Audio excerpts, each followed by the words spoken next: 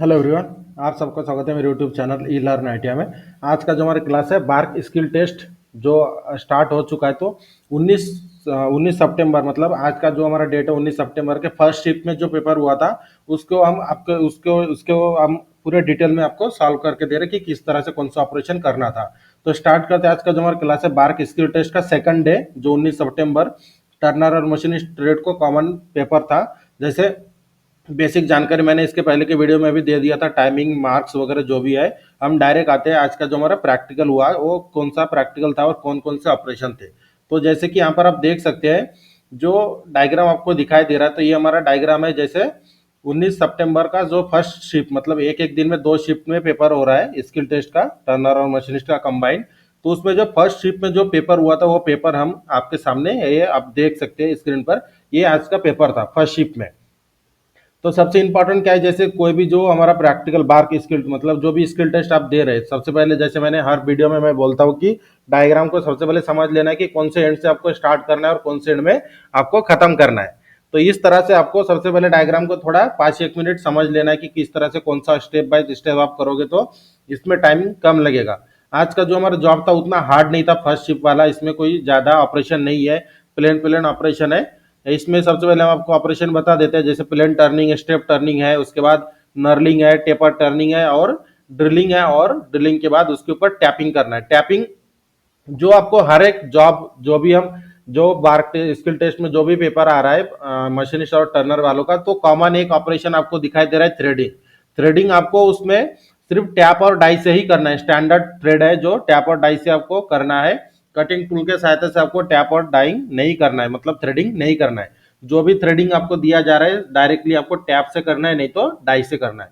तो जैसे सबसे पहले जो जॉब आपको सामने आपके सामने दिखाई दे रहा है, तो इस जॉब को अगर मान लो आपको करना है तो आप कौन से स्टेप फॉलो करोगे वो सबसे इंपॉर्टेंट होता है। क्योंकि आपके गलत स्टेप से आपका जो वर्कमैनशिप मतलब जो टाइमिंग आपको दिया जाएगा 3 घंटे, तो उस 3 घंटे में जॉब बनता नहीं है। तो सबसे पहले इसलिए आपको समझ लेना है कि कौन से साइड से हम करेंगे तो जल्दी बन जाएगा जॉब। तो जैसे जो जॉब आपको दिखाई दे रहा है, सबसे पहले डायमेंशन वगैरह एक बार आप देख सकते हैं। जॉब की टोटल लंबाई कितना है, 75 मिलीमीटर है। उसके बाद जॉब का बड़ा डायमीटर कितना है, 40 मिलीमीटर है, और सबसे छोटा डायमीटर कितना है, 15 मिलीमीटर है। तो इसमें जो टेपर टर्निंग वगैरह जो दिया है, टेपर टर्निंग है, उसके बाद जो टैप ड्रिल साइज है मतलब टैपिंग करना है, तो इसका कैलकुलेशन भी किस तरह से किया जाता है हम इसके नीचे सॉल्यूशन भी रखे हैं। एकदम शॉर्टकट तरीके से भी है और टेक्निकली जो आपको थेराटिकल उस तरीके से भी, मतलब हर एक ऑपरेशन के दो दो सॉल्यूशन हमने रखे। जो आपको अच्छा लगे वो आप उसमें से आप चूज कर सकते हैं कि आपको जब प्रैक्टिकल करने के लिए आप जाओगे तो आपको कौन सा फॉर्मूला आप मतलब यूज करने वाले हो। तो सबसे इम्पोर्टेंट क्या है, जैसे 2 दिन का जो स्किल टेस्ट हुआ इसमें कॉमन मतलब दो ऑपरेशन कॉमन है ही, मतलब टेपर टर्निंग और ये हमारा जो टैप या फिर डाई, ये कॉमन ऑपरेशन है। आपको अगर कोई प्रैक्टिस कर रहा है बार स्किल टेस्ट के लिए या फिर किसका जो भी प्रैक्टिस वगैरह चालू है, तो वो इसमें ध्यान में रखे कि जो कॉमन ऑपरेशन आपको दिखाई दे रहा है उसमें क्या ऑपरेशन है, टेपर टर्निंग कॉमन है। और टेपर टर्निंग के बाद टैप से या फिर डाई से आपको M12 का ही थ्रेड दिया गया है, M12 का आपको थ्रेडिंग करना है। तो इसमें एक्सटर्नल थ्रेडिंग करते समय आपको डायमीटर कितना रखना है या फिर इंटरनल थ्रेडिंग करते समय आपको डायमीटर कितना रखना है, इसका भी कैलकुलेशन हमने आपको नीचे दिया है सॉल्व करके। तो वीडियो को एंड तक देखना ना भूले, हम आपको पूरे डिटेल में जानकारी देंगे कि आपको कौन सा मेथड यूज करके आपको जॉब को कंप्लीट करना है, जिससे आपका टाइम की बचत हो सके और जिसमें हम आप पूरा ऑपरेशन कर सके। तो स्टार्ट करते कि जॉब आपको कौन से मेथड से बनाना था। तो सबसे पहले आपको क्या करना था, जो रॉ मटेरियल साइज मिला है 42 या फिर 45 मिलीमीटर, जो भी रॉ मटेरियल साइज आपको मिलता है, तो उसके ऊपर क्या करना था, एज पर आपको जो सामने डायग्राम दिखाई दे रहा है इसके ऊपर हम डिस्कस कर रहे हैं। एक्स्ट्रा की कोई भी बात हम नहीं करेंगे। तो सबसे पहले आपको स्टेप कौन सा फॉलो करना था, आपको सबसे पहले बनाना था जो बड़ा डायमीटर है, बड़ा डायमीटर और उसके पीछे वाला जो साइड आपको दिखाई दे रहा है ये वाला पोर्शन आपको बनाना था। ये बैक साइड से स्टार्ट करना था और जो आपको पलटा के आपको इस जो टेपर टर्निंग स्टेप टर्निंग करने के बाद टेपर टर्निंग है इस यहाँ पे एंड करना था। तो इस मेथड का उपयोग करके आपको जॉब को कंप्लीट करना था। तो सबसे पहले आपको क्या करना है, सबसे पहले जैसे जॉब की टोटल लंबाई 75 मिलीमीटर दिया है, तो इसमें से आपको सबसे पहले देखना है कि पूरे हर एक कोई ना कोई एक डायमेंशन छूट जाता है, मतलब देते नहीं है, तो उसको आपको कैलकुलेट करके निकालना है। तो टोटल लंबाई कितना है 75, तो इसमें से आपको ये टोटल माइनस करना है, उसके बाद आपका जो बीच वाला जो डिस्टेंस है ये आपको मिल जाता है। जैसे 20 और 22 42 और 42 और 23 मतलब 65 होता है। जैसे 42 और 42 और ये 23 मतलब 65 हो गया। उसके बाद जो बचा हुआ है, जो 75 से हम 65 माइनस करेंगे तो कितना बचता है 10 mm, मतलब जो ये आपको स्टेप टर्निंग मतलब स्टेप टर्निंग की लंबाई कितना है 10 mm। तो ये सबसे पहले आपको कैलकुलेट करना था। उसके बाद जो आपको आपको इस एंड से लगाना है, मतलब जो बैक साइड आपको जो फ्रंट साइड में आपको दिखाई दे रहा है राइट साइड में, इस साइड को लगाकर सबसे पहले आपको ये ऑपरेशन करना है। ये जो आपको नर्लिंग दिखाई दे रहा है, नर्लिंग के बाद स्टेप टर्निंग करके आपको ये टैपिंग करना है। ये वाला स्टेप आपको पहले करना था। तो सबसे पहले आप क्या करोगे, जैसे 23 और ये 10 mm, 33 और 5 mm एक्स्ट्रा जो आपकी लंबाई रहती है, तो आपको उस उतना डायमीटर मतलब 35 mm अंदर रखकर बाकी के आप डायमेंशन जो भी लंबाई है उसको बाहर रखकर आपको जो आपको ट्रू करना था, उसके बाद जो आपकी फेसिंग कर लेना था 1 mm तक। जो आपकी फेसिंग करके फेस को सिर्फ आपको क्लियर करना था। उसके बाद फेसिंग करते वक्त ही आपको स्पॉट फेसिंग भी कर लेना था, क्योंकि आपको यहाँ पर ड्रिलिंग करना है। जैसे आप फेसिंग करते समय कटिंग टूल को एंगल में सेट करते हैं, उसके बाद आपको स्पॉट फेसिंग भी लगे हाथ कर लेना है, क्योंकि बाद में आप टूल चेंज मतलब टूल के एंगल फिर से सेट करना पड़ता है स्पॉट फेसिंग करने के लिए। तो स्पॉट फेसिंग क्या होता है कि जो हमारा सेंटर पॉइंट होता है उस पर हल्का सा गड्ढा किया जाता है, जिसे स्पॉट फेसिंग बोलते हैं टेक्निकली। तो आपको समझ में आ जाना चाहिए, इसलिए हम बोल रहे हैं कि गड्ढा किया जाता है। मतलब उससे क्या होता है कि जब आप ड्रिलिंग करोगे तो ड्रिल उसी होल के ऊपर ही मतलब कॉन्सेंट्रिक मतलब एकदम स्ट्रेट में होता है, उसे स्पॉट फेसिंग कहा जाता है। तो ये सबसे पहले आपको करना था, फेसिंग करके स्पॉट फेसिंग कर लेना था। उसके बाद का स्टेप है आपको टर्निंग करना है। टर्निंग करके आपका बड़ा डायमीटर कितना बनाना है 40 mm। 40 mm आपको डायमीटर बनाते समय इसके ऊपर आपको ध्यान देने वाली बात क्या है कि इसके ऊपर आपको नर्लिंग करना है। तो नर्लिंग करते समय मीडियम टाइप की नर्लिंग किया जाता है। जो सबसे इंपॉर्टेंट है कि नर्लिंग करते समय जैसे डायमीटर आपको 40 दिया है, तो लेकिन 40 कब दिया जाता है, जैसे डायमीटर नर्लिंग करने के बाद आपका डायमीटर 40 चाहिए, क्योंकि नर्लिंग करने के बाद आपका डायमीटर इंक्रीज होता है, डायमीटर प्लस होता है। तो आपको ये पता होना चाहिए कि जो आपके ऊपर नर्लिंग कौन सा किया जाता है और नर्लिंग के ग्रेड के अनुसार आपका डायमीटर आप कितना माइनस रख सकते हैं, जिससे आपका डायमीटर प्लस होता है।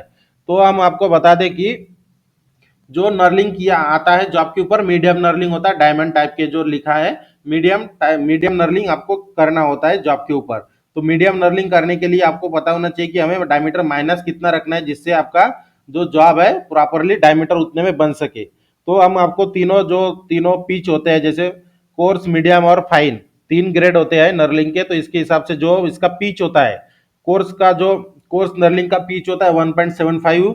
उसके बाद मीडियम नर्लिंग का पिच होता है 1.25 mm और फाइन नर्लिंग का होता है 0.75 mm। मतलब ये जो पिच मैं आपको बता रहा हूँ, जो नर्लिंग टूल होते हैं, नर्लिंग टूल के जो रोलर होता है उसके ऊपर जो टीथ कटे होते हैं उसका पिच है।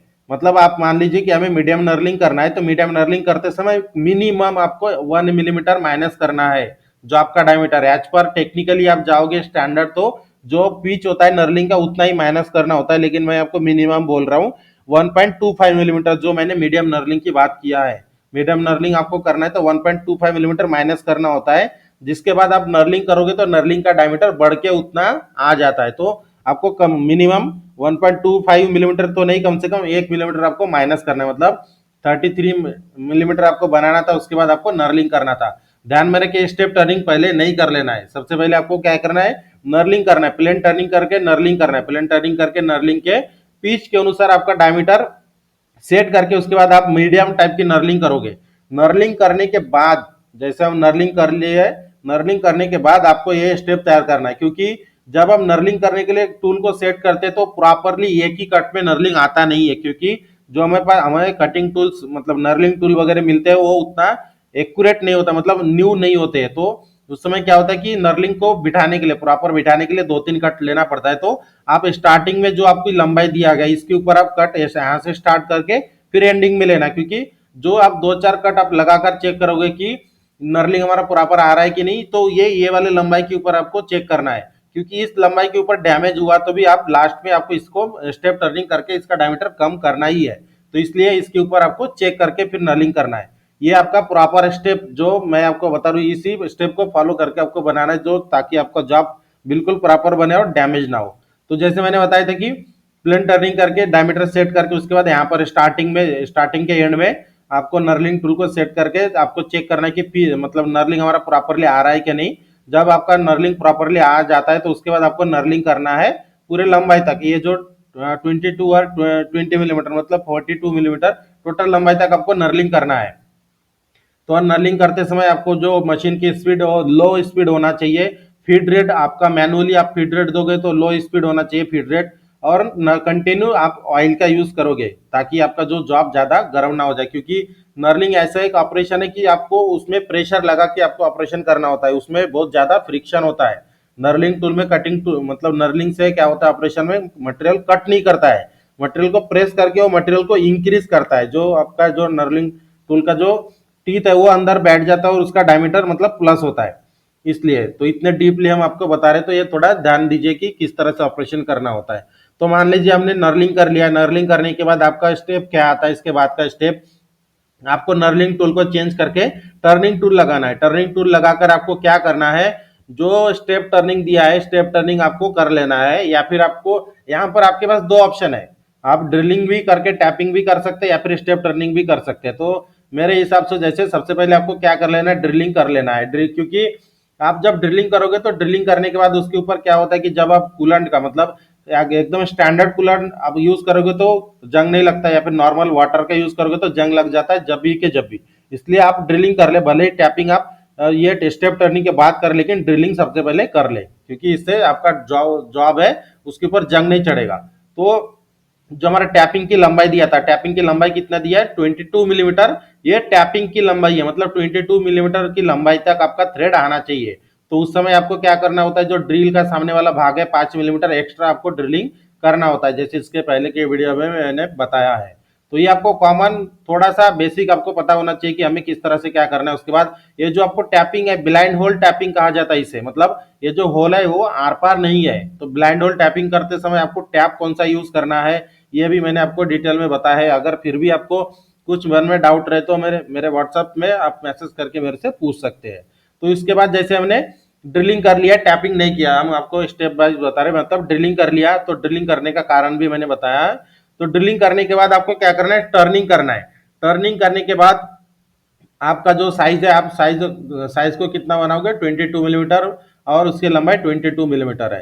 तो इस तरह से आपका जो स्टेप टर्निंग वाला भाग है ये पूरा बन जाएगा। उसके बाद आपको क्या करना है, जो टैप हमारा होता है टैप में टेपर टैप को लगाकर सबसे पहले टैपिंग करना है। उसके बाद टेपर टैप के बाद सेकंड टैप आपको ऑप्शन में अगर उससे कर भी सकते नहीं भी कर सकते, लेकिन बॉटमिंग टैप को चलाना इंपॉर्टेंट है। बॉटमिंग टैप के सहायता से ही ब्लाइंड होल टैप के ऊपर ब्लाइंड होल टैपिंग किया जाता है। जो थर्ड नंबर का टैप होता है उसे कहा जाता है बॉटमिंग टैप। उसके सहायता से आपको टैपिंग करना है जिससे एंड पॉइंट तक आपका टैपिंग होता है। इसमें थोड़ा सा आपको क्लियरेंस के तौर पर मैं बता देता हूँ, आप चाहे कर भी कर सकते नहीं भी कर सकते, ऑप्शन आपके पास है। यहाँ पर जो M12 आपका जो टैप का साइज है, इसका ड्रिल मतलब ड्रिल का साइज भी हम कैलकुलेशन करके नीचे आपको दिखाएंगे। तो सबसे पहले हम थोड़ा बता देते हैं कि जो M12 का टैप है, मान लीजिए हम जो भी होल करेंगे तो छोटा होल होता है, तो जो 22 मिलीमीटर तक की जो थ्रेड की लंबाई है वो आपको चेक करना कठिन होता है। जब आपका जॉब इवोल्यूशन होगा तो वो चेक करने में कठिनाई होती है। तो आप थोड़ा सा इसमें क्लियरेंस रख सकते हैं, 2-3 mm का इधर उधर होता है लंबाई में, तो वो आपका चेक नहीं होगा। ये मेरे हिसाब से मैं बोल रहा हूँ, क्योंकि डायमीटर बहुत कम है तो अंदर तक देखना थोड़ा मुश्किल होता है। लेकिन आप अपने मन से आपको आप ध्यान रखिए कि आप 22 तक ही थ्रेडिंग करने का कोशिश कीजिए। तो इस तरह से जो बैक साइड है, बैक साइड हमने पूरा बना लिया। उसके बाद का स्टेप है, उसके बाद का स्टेप क्या है हमारा, जैसे जॉब को पलटाकर लगाना है। जॉब को पलटाकर लगाने के बाद आप इस वाले स्टेप के ऊपर आप पकड़ सकते हैं। जो जॉ होता है हमारा, जॉ को इसे जो स्टेप है इस स्टेप को पूरा पैरेलल रखकर बाकी इसके ऊपर पकड़कर आपको जॉब को ट्रू करना है। जॉब को ट्रू करने के बाद का स्टेप आता है कि सबसे पहले आपको फेसिंग करके लेंथ पूरा एक्यूरेट मेंटेन कर लेना है। डायमेंशन की तरफ बहुत ज्यादा इंपॉर्टेंट देना है आपको। जो लेंथ है, लेंथ का जो लेंथ आपको दिया है उस लेंथ को पूरा कंप्लीट कर लेना है फेसिंग करके। उसके बाद आता है स्टेप टर्निंग। स्टेप टर्निंग करने के बाद स्टेप टर्निंग करके आपको कितना डायमीटर बनाना है, 25 मिलीमीटर आपका डायमीटर आपका बना लेना है। ये हो गया यहाँ तक हमारा स्टेप टर्निंग। उसके बाद आता है टेपर टर्निंग। टेपर टर्निंग करते समय आपको डिग्री कैलकुलेट करना होता है। तो डिग्री को भी शॉर्टकट तरीके से किस तरह से कैलकुलेट करते हैं विदाउट लॉक टेबल, ये भी मैंने नीचे बताया, तो उसको उसके बारे में जानकारी के लिए मतलब जानने के लिए आपको एंड तक देखना पड़ेगा। मैं सबसे पहले जॉब को समझा के देता हूँ, उसके बाद आपका जो कैलकुलेशन है AM12 की टैप के लिए ड्रिल साइज कितना होगा, और जो हमारा टैप टेपर है, टेपर का डिग्री किस तरह से कैलकुलेट करते हैं विदाउट लॉक टेबल से और लॉक टेबल के साथ, ये सब भी नीचे मैं आपको डिटेल में कैलकुलेट करके दूंगा। तो जैसे हमने स्टेप टर्निंग कर लिया, स्टेप टर्निंग करने के बाद आपको टेपर की डिग्री लगाना है। तो इतना होने के बाद आपको टेपर की डिग्री सेट करना है। तो डिग्री सेट करते समय आपको डिग्री आपको पता होना चाहिए कि इसका इंक्लूडेड एंगल कितना है और हाफ इंक्लूडेड एंगल कितना है। तो इंक्लूडेड एंगल और हाफ इंक्लूडेड एंगल वो तो उतना थोड़ा बहुत बेसिक आपको पता है, उसके बारे में हम ज्यादा बात नहीं करेंगे जिससे आपका जो टाइम वेस्ट हो।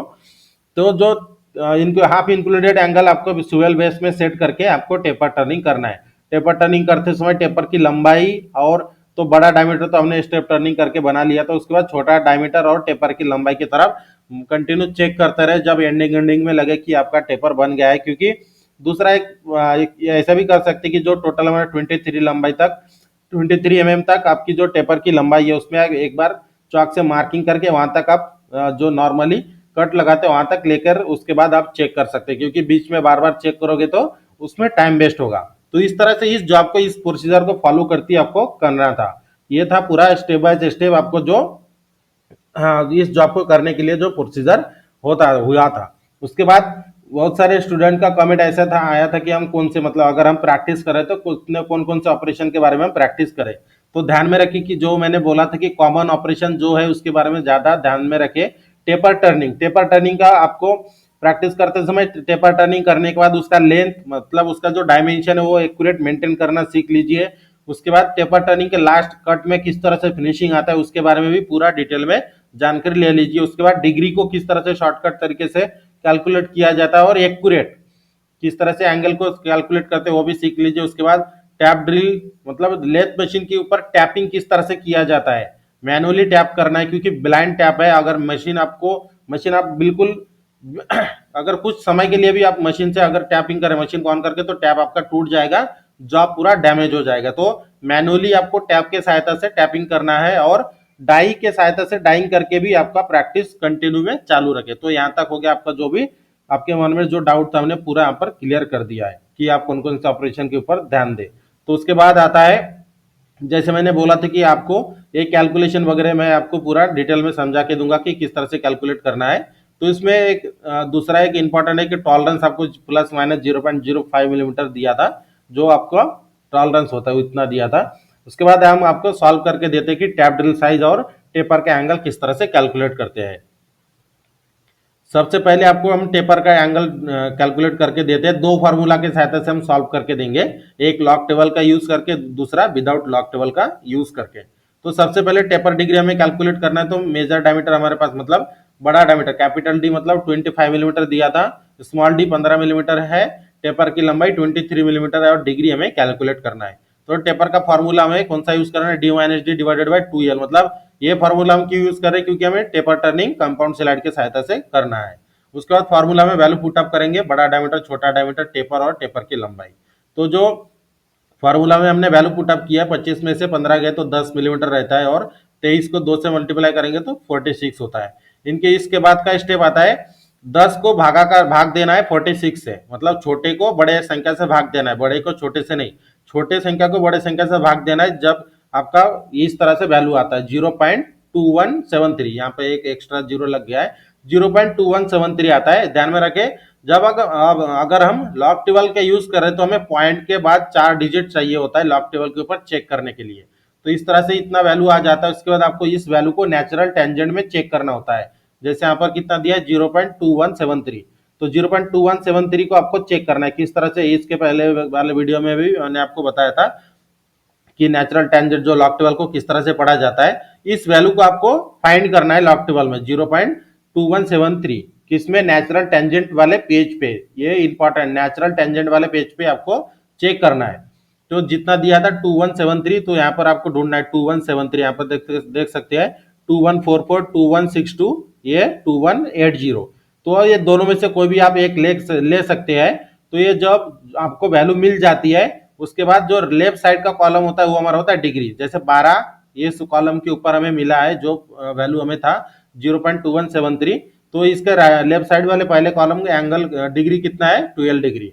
उसके बाद आता है एग्जैक्ट वैल्यू हमें फाइंड नहीं हुआ है, तो आपको क्या करना है, जैसे ये वाला संख्या लोगे तो इसमें प्लस करना है, ये वाला लोगे तो माइनस, दोनों में से कौन सा भी एक ले सकते हैं। तो हम ये वाला ले रहे हैं जो हम जिसमें हम प्लस करेंगे। तो जिस कॉलम के ऊपर हमें वैल्यू मिला है उसके ऊपर वाला होता है मिनट का, ऊपर वाला एकदम ऊपर एक फर्स्ट कॉलम होता है मिनट का, ये हमारा 12 मिनट है। उसके बाद जैसे हमें एग्जैक्ट वैल्यू नहीं मिला था 0.012162, उसमें आपको प्लस कितना करना है, 73 होने के लिए 11 प्लस करना है। तो ये मेन डिफरेंस से आपको प्लस करना होता है, यहां से प्लस करते हुए आपको लेना है कितना, 9 हमें प्लस करना है। 9 के ऊपर कितना दिया है, 3, यहाँ पर मतलब 12 मिनट और 3 मिनट कितना हो गया, 15 मिनट। इस तरह से एंगल आ जाता है आपका 12 डिग्री 15 मिनट। उसके बाद सेकंड फार्मूला जो शॉर्टकट तरीके से निकलता है विदाउट लॉक टेबल, वो भी मैं आपको समझा के देता हूँ थोड़ा सा, और थोड़ा सा इसमें टिप्स भी देता हूँ कि किस तरह से आपको कैलकुलेट करना है। जो फार्मूला है, फार्मूला सेम फार्मूला यूज करके आपको यहां तक कैलकुलेट करके लाना है, पॉइंट तक जो हमारा वैल्यू निकला था 0.2173, ये एक एक्स्ट्रा का जीरो लग गया था मैं जब सॉल्व कर रहा था तब, ये इसको ना पकड़े, 0.2173 ये हमारा जो वैल्यू हमें मिला था कैलकुलेट करने के बाद। उसके बाद शॉर्टकट तरीका आता है जो हमारा 57 से डायरेक्टली मल्टीप्लाई करना है, तो हमें डायरेक्ट एंगल मिल जाता है 12 डिग्री 30 मिनट मिलता है। तो मिनट में थोड़ा 2-4 का फर्क होता है, उसमें आपका कोई ज्यादा नुकसान नहीं होता, ये वाली बात ध्यान में रखें, क्योंकि मिनट हम सेट नहीं कर सकते लेथ मशीन के ऊपर, डायरेक्टली जो डिग्री हमें मिलता है वो डिग्री सेट कर सकते हैं। उसके बाद जो थोड़ा मन में डाउट होता है कि 57 ये तो कोई भी कौन से भी किताब में वगैरह नहीं दिया है, तो इसका यूज कब करना है, जैसे मान लीजिए जो हमें वैल्यू मिल जाती है उसके बाद अगर हमें 57 से मल्टीप्लाई करने के बाद जो हमें एंगल मिलता है वो एंगल अगर 15 डिग्री तक रहे तो ही आप इसका यूज करें, अगर 15 डिग्री के ऊपर जा रहा है तो आप लॉक टेबल का यूज करें। मैं इसमें आपको कंफ्यूजन दूर करके दे रहा हूं, अगर आपको लगे तो आप लॉक टेबल का यूज करके निकालें, अगर आपको शॉर्टकट तरीका चाहिए तो 57 से मल्टीप्लाई करें।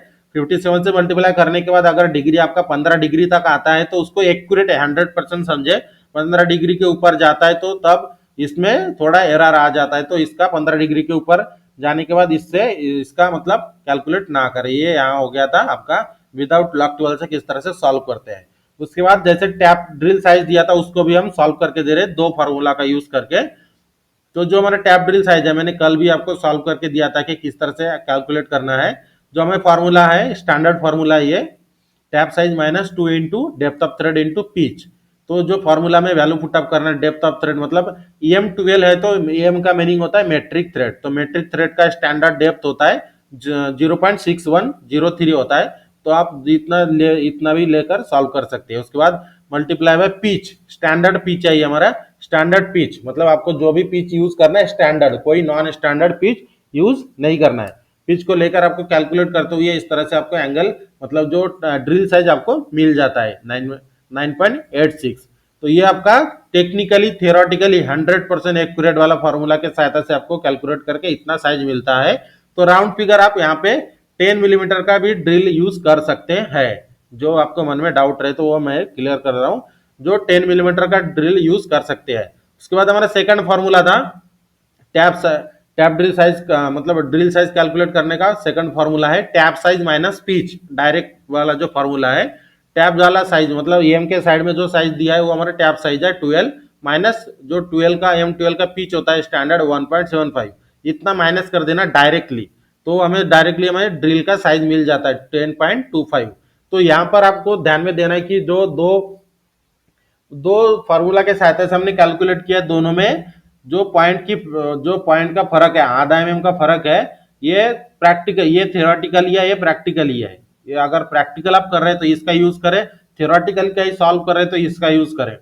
और मैं आपको और दूसरी और एक थोड़ा सा बता देता हूँ, अगर आपको 12 का टैपिंग करना है तो आप 10.5 मिलीमीटर का ड्रिलिंग करें, 10.25 मिलीमीटर का आपको ड्रिल नहीं मिलेगा। अगर 10 मिलीमीटर का भी अगर आप ड्रिलिंग कर रहे हैं तो टैप बहुत ज्यादा टाइट जाएगा, हो सकता है कि ब्लाइंड होल टैपिंग करने का अगर आपका प्रैक्टिस नहीं रहा तो अगर 10 मिलीमीटर की ड्रिलिंग करने के बाद आप टैपिंग करें तो टैप आपका टूट जाएगा और जॉब वहां पे ही आपका डैमेज हो जाएगा, पूरा खराब हो जाएगा।